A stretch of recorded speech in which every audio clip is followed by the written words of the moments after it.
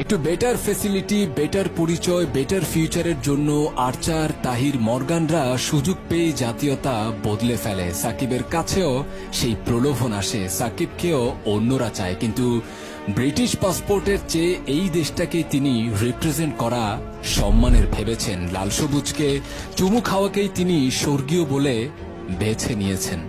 তবুও মাঝখানে কিছু কথা রয়ে যায়, কিছু প্রবাদ ভেসে যায়, কিছু বচন কয়ে যায়। তবুও কথা আসে, সাকিব অহংকারী, সাকিব আনপ্রফেশনাল, সাকিব বেয়াদব, সাকিব দলের না, ও নিজের জন্য খেলে, একার জন্য খেলে।